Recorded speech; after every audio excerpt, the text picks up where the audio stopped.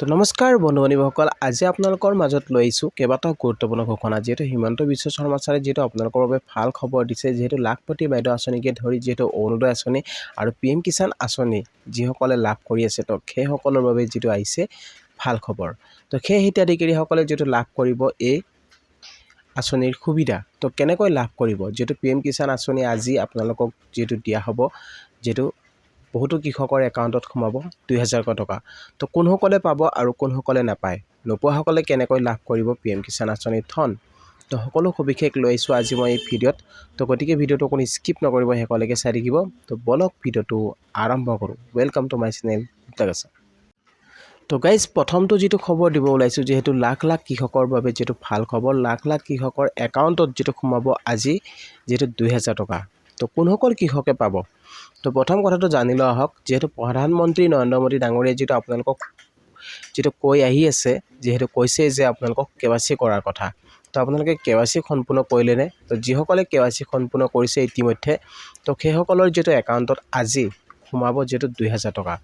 তো প্ৰধানমন্ত্ৰীয়ে যিটো কৈছিলে যে আপোনালোকক KYC কৰাৰ কথা, যিটো KYC আপোনালোকে নকৰিলে মানে আপোনাৰ কিস্তি হয়তো ৰৈ যাব পাৰে।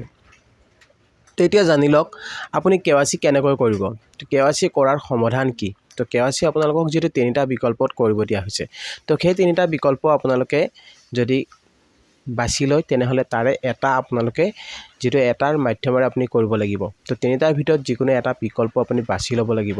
তো প্ৰথমটো বিকল্প ক'ব খুজিছোঁ, যিটো একেবাৰে সহজ। তো আপোনালোকে যদি কৰিব পৰা নাই তেনেহ'লে এনেকৈ কৰক। আপুনি এটা PM কিষাণৰ মোবাইল এপ আপুনি ডাউনলোড কৰক। PM কিষাণ মোবাইল এপটো আপুনি প্লে ষ্ট'ৰত পাই যাব।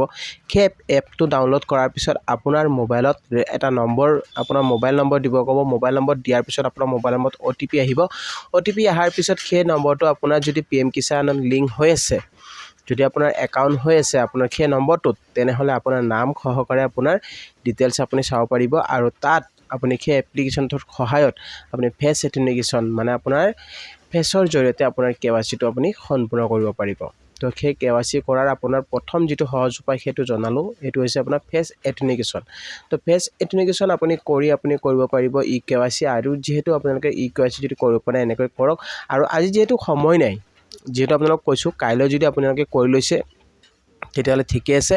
আৰু আজি যিহেতু সময় নাই, আজি কৰিলে হয়তো আপোনালোকে নহ'ব পাৰে, কিয়নো আজি যিহেতু পইচা ৰিলিজ কৰা হ'ব। তো আপোনালোকে অহা মাহত, নেক্সট যেতিয়া আপোনালোকক মানে দিয়া হ'ব, ধৰক আকৌ নেক্সট কিস্তি আপোনাৰ 19 নম্বৰ কিস্তি, তেতিয়া আপোনালোকে সেই কামখিনি তাৰ আগতে কৰিব লাগিব। তো আজি আপোনালোকৰ হাতত সময় নাই, যিহেতু আপুনি কৰিলে নহ'ব। কাইলৈ যিসকলে কৰিছে, যদি আপুনি কাইলৈ কৰি থৈ দিছে, তাৰ আগতে যদি কৰি থৈ দিছে KYCৰ কাম, তেনেহ'লে আপোনাৰ একাউণ্টত আজি সোমাব যিহেতু 2000 টকা। আপোনাৰ 2000 টকা কেনেকৈ সোমাব চাওক। আপোনাৰ যদি বেংকৰ যদি কোনো সমস্যা নাথাকে তেনেহ'লে আপুনি 2000 টকা লাভ কৰিব।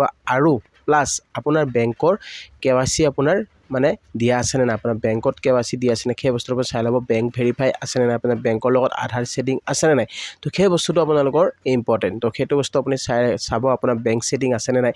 যদি আপোনাৰ বেংক ছেটিং নাই তেনেহ'লেও আপোনাৰ প্ৰব্লেম হ'ব পাৰে, কিন্তু আপোনাৰ পলম হয় কেতিয়াবা সোমাওঁতে পইচাটো। কিন্তু আপুনি বেংক ছেটিং যদি কৰি থৈ দিছে, আপোনাৰ সকলো যদি ঠিকে আছে, তেনেহ'লে আপোনাৰ যিহেতু PM কিষাণৰ পইচা আপুনি লাভ কৰিব আজি যিহেতু 2000 টকা। আৰু আগতে যিসকলে কিস্তি লাভ কৰা নাছিলে সেইসকলে কেনেকৈ লাভ কৰিব চাওক। আপুনি যদি আগতে কিস্তি পোৱা নাছিলে বা এবাৰ যদি আপুনি KYC সম্পূৰ্ণ কৰিছে, আপুনি FTO প্ৰচেছ সকলো আপোনাৰ চব ঠিকে আছে, 3টা বস্তু আপোনাৰ ঠিকে আছে। আপোনাৰ যিটো লেণ্ড ছেটিং, আপোনাৰ KYC আৰু আধাৰ টু বেংক ছেটিং, যদি আপোনাৰ এই 3টা বস্তু হৈ আছে, তেনেহ'লে আপোনাৰ একাউণ্টত আজি ফাইনেলি আপোনাৰ 2000 টকা সোমাই যাব। তো আপোনাৰ চিন্তা কৰাৰ কাৰণ নাই। তো গাইজ, আপোনালোকৰ বাবে যিটো সুখবৰ, আজি একাউণ্টত আপুনি 2000 টকা লাভ কৰিব, যদিহে আপোনাৰ KYC সম্পূৰ্ণ হৈ আছে। আৰু KYC নকৰাসকলে আপুনি সোনকালে KYCৰ কাম কৰক, আৰু অহা যিটো নেক্সট কিস্তি দিয়া হ'ব তেতিয়া আপোনালোকে লাভ কৰিব পাৰিব PM কিষাণ আঁচনিৰ ধন।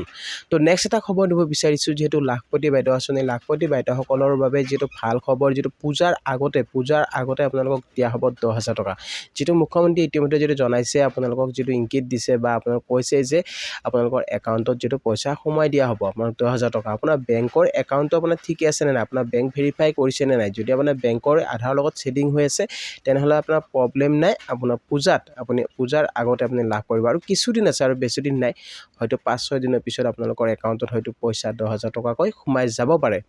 তো আপোনালোকে যিহেতু আপোনালোকক ডেট তাৰিখ যিটো কোৱা নাই, কোনো তাৰিখ মতে আপোনালোকক মই ক'ব নোৱাৰিম যেটো কৈছে যে আপোনাৰ পূজাৰ পূৰ্বে তো পূজাৰ পূৰ্বে হলে আপুনি আগতে পাব পাৰে বা পূজাৰ পাছতো পাব পাৰে কিন্তু পূৰ্বে হলে আপুনি আগতে পাব তো আগত আপোনালোকক যেটো 10,000 টকাটো ৰিলিজ কৰি দিয়া হ'ব তো আপোনাৰ একাউণ্টটো চেক কৰি চাওক আপোনাৰ একাউণ্টটো ঠিক আছে নে নাই যদি আপোনাৰ আধাৰ সেটিং হৈ আছে তেনেহলে আপোনাৰ পইচা আপোনাৰ একাউণ্টত আহি যাব তো গাইজ আপোনালোকক আৰু এটা নেক্সট খবৰ দিব বিচাৰিছো অৰুণোদয় আঁচনি যেটো ফৰ্ম এতিয়ালৈকে দিয়া হোৱা নাই তো নতুন ফৰ্ম যিসকলে পোৱা নাই তো আপোনালোকে অতি শীঘ্ৰে যেটো ফৰ্ম লাভ কৰিব পাৰিব আৰু কোনসকলে অৰুণোদয় আঁচনি লাভ কৰিব যিসকলৰ অৰুণোদয় আঁচনিৰ আপোনাৰ যদি ৰেচন কাৰ্ডৰ লগত আপোনাৰ যদি আপোনাৰ কেৱাইচি হৈ আছে আপোনাৰ ৰেচন কাৰ্ডৰ লগত আধাৰ যদি লিংক হৈ আছে তেনেহলে আপুনি অৰুণোদয় ফৰ্ম লাভ কৰিব আৰু অৰুণোদয় আঁচনিৰ সুবিধা লাভ কৰিব আৰু ৰেচন কাৰ্ডৰ লগত আপোনাৰ আধাৰ লিংক নাথাকে তেনে ক্ষেত্ৰত আপুনি হয়তো লাভ নকৰিব পাৰে তো সেই কামটো আপোনালোকে কমপ্লিট কৰক আপোনাৰ ৰেচন কাৰ্ডৰ লগত আধাৰ লিংক কৰি লওক আৰু যিসকলৰ 4 লাখতকৈ ইনকাম তলত হ'ব